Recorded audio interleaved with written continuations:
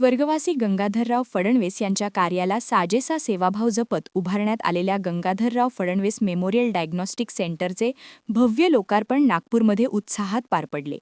राष्ट्रीय स्वयंसेवक संघाचे सरसंघचालक मोहन भागवत यांच्या शुभहस्ते पार पडलेल्या या सोहळ्याला मुख्यमंत्री देवेंद्र फडणवीस, केंद्रीय मंत्री नितीन गडकरी, पालकमंत्री चंद्रशेखर बावनकुळे, कौशल्य विकास मंत्री मंगल प्रभातजी लोढा यांची प्रमुख उपस्थिती लाभली.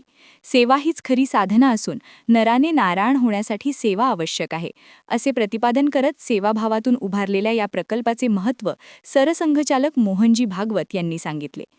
सेवा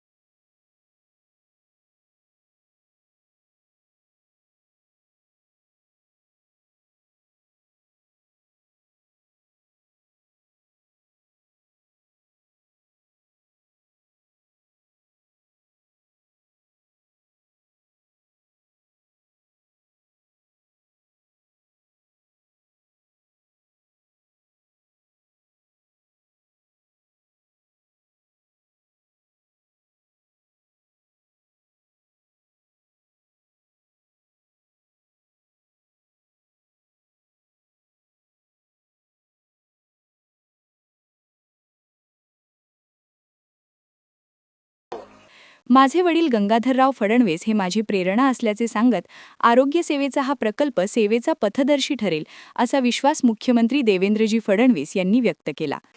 हे जे काही डायग्नोस्टिक सेंटर उभं राहिलं याच्या पाठीमागे संपूर्ण जी मेहनत आहे ती संदीपजींची आहे. संदीपजींनी ही सगळी टीम उभी केली आणि या टीमच्या माध्यमातून अतिशय कमी वेळामध्ये हे डायग्नोस्टिक सेंटर उभं केलं.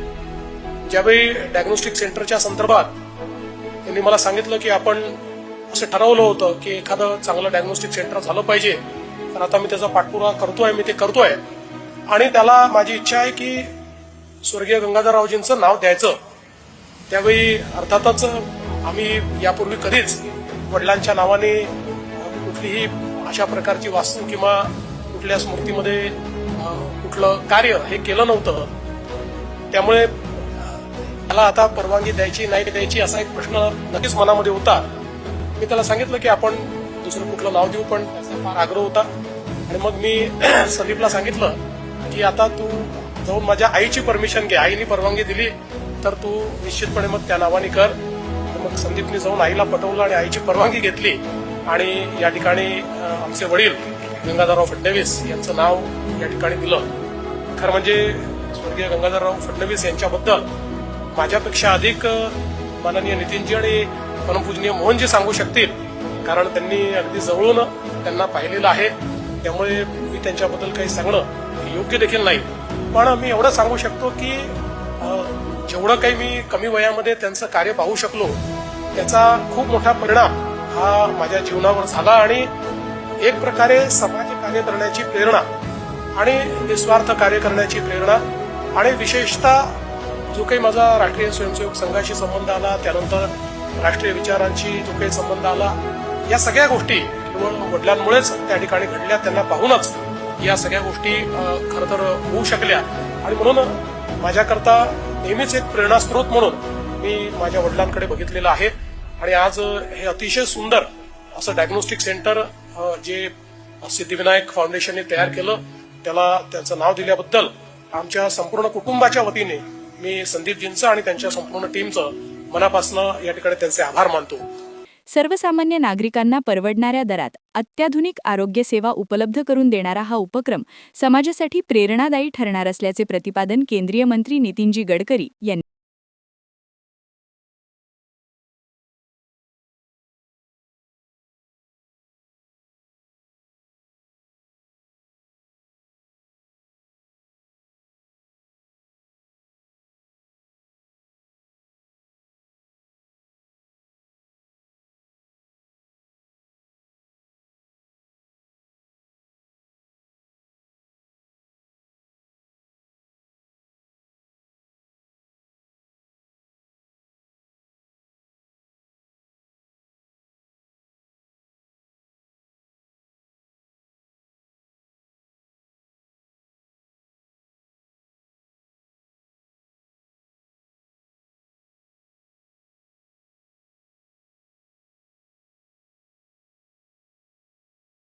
सेंटर केवळ एक आरोग्य सुविधा नसून समाजसेवेच्या भावनेतून उभारलेले एक आदर्श केंद्र आहे. सर्वसामान्य नागरिकांना परवडणाऱ्या दरात अत्याधुनिक वैद्यकीय सेवा उपलब्ध करून देण्याचा हा प्रयत्न अत्यंत स्तुत्य असून अशा उपक्रमांची आज देशभर गरज आहे. या लोकार्पण सोहळ्यात नागरिकांची उत्स्फूर्त आणि प्रचंड उपस्थिती भविष्यातील सेवाभावी उपक्रमासाठी प्रेरणा देणारी होती. कॅमेरामन सचिनसह सनी भोंगाडे, शंखनाद न्यूज, नागपूर. क्या हुआ बहू? माँ, पाइल्स की बहुत तकलीफ हो रही है। तो तुम गुदरोग सर्जन के पास क्यों नहीं गई? देखो, जैसे हार्ट के लिए हार्ट स्पेशलिस्ट, ब्रेन के लिए ब्रेन स्पेशलिस्ट, तो पाइल्स के लिए पाइल्स स्पेशलिस्ट क्यों नहीं? स्त्री हो या पुरुष, टॉयलेट में तकलीफ केवल पाइल्स ही नहीं और भी कई प्रकार के गुदरोग तथा कैंसर भी हो सकता है. इसीलिए इसकी प्रत्यक्ष जांच जरूरी है. ठीक है माँ, पर जांच के लिए हम जाएंगे कहाँ? वही काले आयुर्वेदिक पाइल्स हॉस्पिटल में. लेकिन माँ, प्रेगनेंसी में पाइल्स की दवाइयाँ? प्रेगनेंसी में आयुर्वेदिक दवाइयाँ सुरक्षित होती है. जनहित में जारी काले आयुर्वेदिक पाइल्स हॉस्पिटल, औषधि चिकित्सा तथा सर्जरी ट्रीटमेंट उपलब्ध. हमारा पता उमरेड रोड, दिघौरी बस स्टॉप के पास, नागपुर. अधिक जानकारी के लिए वेबसाइट पर जाएं kalepileshhospital.com.